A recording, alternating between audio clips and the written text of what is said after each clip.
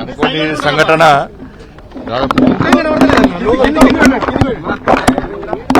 సంఘటన దాదాపు 5 వ్యక్తులు వచ్చి వాళ్ళ వెపన్స్ తోని అక్కడ ఉన్నటువంటి సిబ్బందిని బెదిరించడం,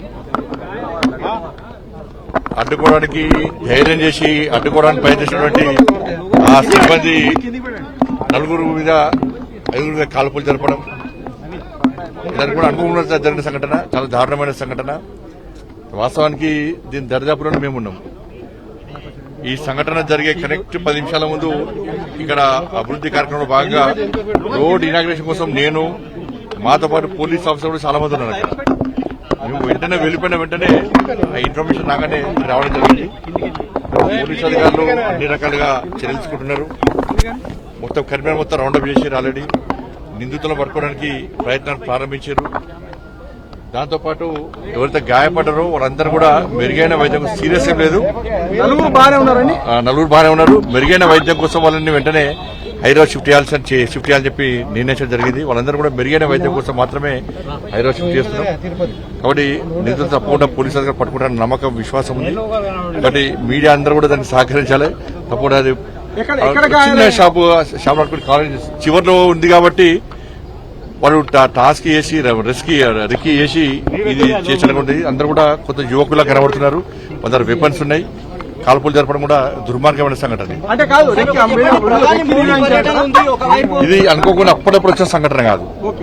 కాబట్టి అధికారులందరూ కూడా సీసీ ఫుటేజ్ కానీ, ఈ దరిదాపు సీసీ ఫుటేజ్ కానీ, కమాండ్ కంట్రోల్ రూమ్ లో ఉన్న సీసీ ఫుటేజ్ కానీ అన్నిటి కూడా అధికారులు మరి చూస్తున్నారు. క్రూజ్ టీమ్ వచ్చి కూడా మొత్తం అన్ని ప్రింట్ తీసుకుంటున్నారు. వాళ్ళ ఉన్న సిబ్బంది స్టేట్మెంట్స్ రికార్డ్ చేస్తున్నారు. వాళ్ళ సిబ్బంది స్టేట్మెంట్ ఆధారంగా నిందితులు పట్టుకోవడానికి తప్పకుండా పోలీసు సక్సెస్ అవుతారు. నిందితులు దొరుకుతారు కూడా. భాష కూడా తెలుగు, హిందీ 2 భాషలు మాట్లాడుతాడో తెలిసింది వాళ్ళకి. ఒకరికి ముగ్గురికి భుజం మీద, ఇంకొకరికి కొంచెం చిన్న హెడ్ అయింది. కాబట్టి ఎక్కడ నిర్లక్ష్యం చేయకుండా వెంటనే హైదరాబాద్ షిఫ్ట్ చేయాలని చెప్పి ఇప్పుడు నిర్ణయించడం జరిగింది. హైదరాబాద్ షిఫ్ట్ చేస్తున్నారు.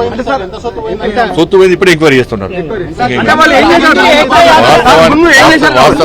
వాస్తవానికి వాళ్ళు ఎత్తుకుపోయే ప్రయత్నం చేశారు. ఆ టెన్షన్ లో వాళ్ళు అడ్డుకున్న తర్వాత వాళ్ళు ఎత్తుకోవాల్సిన బ్యాగ్ ఒకరు కూడా ఇక్కడ పడేసిపోయారు. కాబట్టి దాని రికవరీ ఎట్లా చేయాలో, ఎంత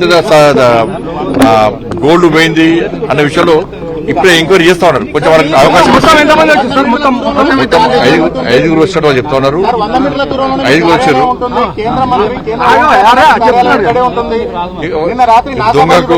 దొంగకు కేంద్ర మంత్రి కార్యాలయము, వాడు దొంగ, వాళ్ళకి కేంద్ర మంత్రి కార్యాలయం ఏం తెలుస్తుందా? వాడు కావాల్సింది చిట్ట చివరిలో ఉంది కాబట్టి జ్యువెలరీ వాడు ఏదో ఇవాళ ఒక్కరు వచ్చింది కాబట్టి కాదు, ప్లాన్ ప్రకారం వచ్చాడు చేసుకుని పోయిన వాడు. 5 వచ్చారు. అదే ఎంక్వైరీ చేస్తున్నారు. పోలీస్ అధికారులు కూడా, సిపిఆర్ కూడా అధికారులు కూడా సీరియస్ తీసుకున్నారు. అందరు ఆఫీసర్స్ అందరూ కూడా చాలా ఎక్స్పర్ట్ ఆఫీసర్స్, అందరికి అనుభవం ఉంది. ఎవరు తప్పించుకునే అవకాశం లేదని అయితే భావిస్తున్నారు. అవన్నీ కమాండ్ కంట్రోల్ రూమ్ కాదు అధికారులు వేరు.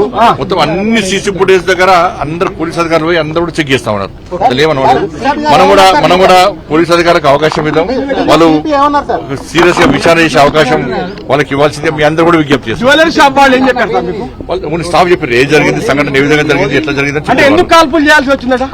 వాళ్ళు ముందుగానే ఫస్ట్ ఒక వ్యక్తి వచ్చి నాకు 20 గ్రాముల చైన్ కావాలని చెప్పారు. మనకు వాటర్ ఇచ్చి చైన్స్ చూపెడుతున్న తరుణంలో బయట ఇంకిద్దరు వచ్చారు. వాళ్ళని సెక్యూరిటీ అతను వాళ్ళని ఆపే ప్రయత్నం చేసిండు. మాకు కూడా గోల్డ్ కావాలన్నప్పుడు మిగతా 2 కూడా లోపడిపోయారు. వీళ్ళు కూర్చునే టైంలోనే, గోల్డ్ అంతా చూపెడుతున్న టైంలోనే ఇంకా 2 వ్యక్తులు లోపడిపోయి అందరినీ నిల్డౌన్ చేయించి అందరికి మాస్క్ వాళ్ళతో తెచ్చుకున్న తాళం కట్టేసి వాళ్ళతో తెచ్చుకున్న ప్లాస్టర్ మొత్తం అంటేయడం, బ్యాండేజ్ మొత్తం అంటేయడం. దాని తర్వాత సేల్స్ మేనేజర్ ఇంకో వ్యక్తి 2 కూడా దీన్ని అడ్డుకునే ప్రయత్నం చేశారు. అడ్డుకునే ప్రయత్నం చేస్తున్న సందర్భంలో 5 వ్యక్తులు కూడా వీళ్ళ మీద కాల్పడం, సేల్స్ మేనేజర్ మీద తల మీద కాల్పులు జరపడం, మిగతా అందరి మీద భుజం మీద కాల్పు జరపడం. నిజంగా వాళ్ళు చాలా డేర్ చేశారు. నేను ఆ వీడియో చూశాను. దానిలో ఉన్న సిబ్బంది చాలా డేర్ చేసి అడ్డుకునే ప్రయత్నం చేశారు. దానివల్లనే వాళ్ళు కాల్పులు జరిపారు. కాబట్టి ఆ కాల్పుల జరిగిన సందర్భంలో వాళ్ళ గాయాలనే వాళ్ళని హాస్పిటల్ తీసుకుపోయారు. అందరి దగ్గర ఫోన్లు ఉన్నాయని చెక్ చేయడము, బెదిరి చేయడం, వాళ్ళందరూ కూడా కేంద్రం సంబంధం ప్రాణాపాయం ఏం లేదు. ఇప్పుడు డాక్టర్ చెప్తున్నారు, నేను మాట్లాడినా ప్రాణాపాయం ఏం లేదు. వాళ్ళందరూ కూడా హైదరాబాద్ తరలించాలని చెప్పి కూడా నిర్ణయించడం జరిగింది.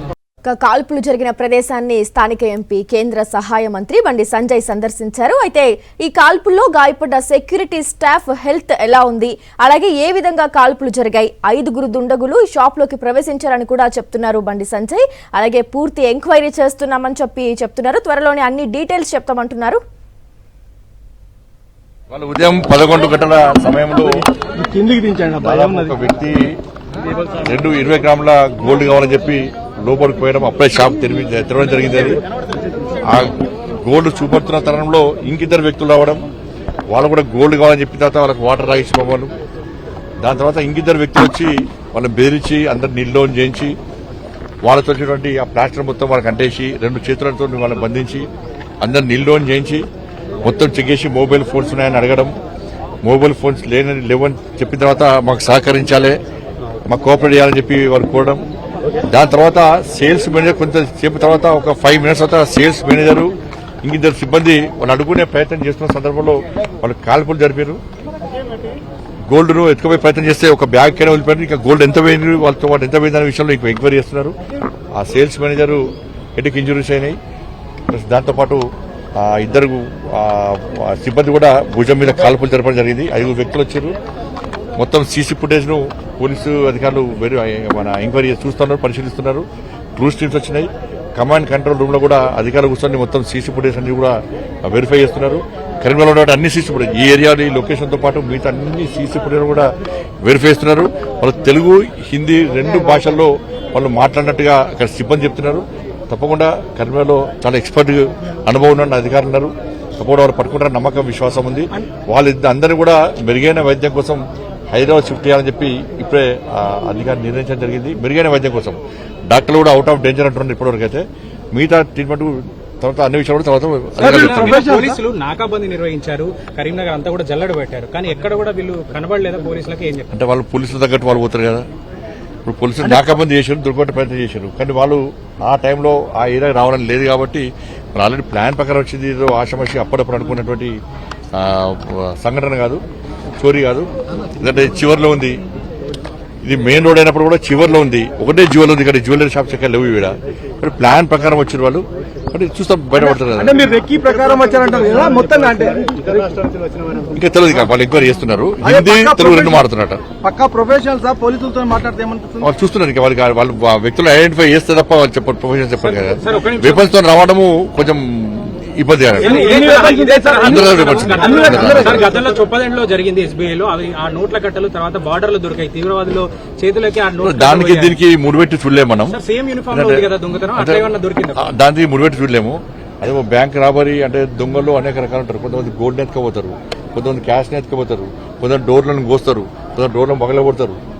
కాబట్టి రకరకాల దొంగలు ఉంటారు. కాబట్టి దానికి దీనికి ముడిపెట్టి చూడలేము. సరే, వాళ్ళు దొరికినాక అన్ని విషయాలు బయటకు వస్తాం. అంటే ఉదయం వేళ వచ్చారు ముఖ్యంగా. ఇంకా అంటే వీళ్ళు పక్కా ప్లాన్ ప్రకారము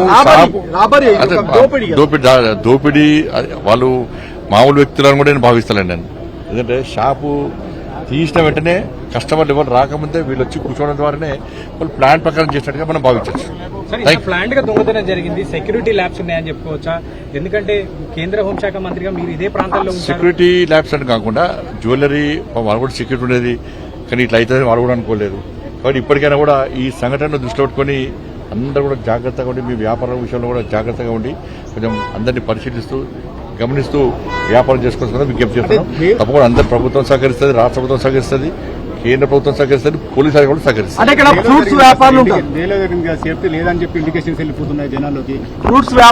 ఇప్పుడు పూర్తి విచారణ జరుపుతూ కూడా మనం ఏం చెప్పలేము. విచారణ జరిపి దొంగలు దొరికినాక వాళ్ళ పరిస్థితి ఏంటి, వాళ్ళు ఏ దొంగలు, ఈ రాష్ట్ర దొంగల, వేరే సంబంధించిన వాళ్ళకి ఏమైనా సంబంధాలు ఉన్నాయో మనం బయట చెప్పగలుగుతాం. ఇప్పుడే జరిగింది కాబట్టి మనం దాని గురించి తప్పుడు వ్యాఖ్యలు చేయడం మంచి పద్ధతి కాదు చెప్తాం. సెంటర్ సంబంధం లేదు, స్టేట్ చేస్తారు. క్రూజ్ టీమ్స్ వస్తున్నాయి. ఇంతకుముందు డ్యామ్ లో జరిగింది, చాలా జరిగింది. ఇంతకుముందు ఈ మధ్య క్రైమ్ తగ్గింది. సరే ఈ ఇన్సిడెంట్ కొంచెం బాధాకరం. అన్న జనరల్ గా కర్ణాటక నుంచి వచ్చిన దొంగలు ఏటీఎంలు జ్యువెలరీ షాప్స్ టార్గెట్ చేసుకుంటున్నారు. వాళ్ళ మీద ఏమైనా సస్పెక్ట్ చేస్తున్నారు? చూసి తెలుస్తా మనకు ఆ దొంగలు ఈ దొంగలు అనుకోలే కదా. ఇప్పుడు వాళ్ళకి ఒక ఫైనల్ ఒక నిర్ణయం రాలే. ఇప్పుడు సీసీ ఫుటేజ్ అన్ని చెక్ చేస్తున్నారు కాబట్టి అన్ని పరిశీలించాక బయటకు వస్తాయి. థ్యాంక్ యూ, ధన్యవాదాలు. దొంగతనం సంబంధించిన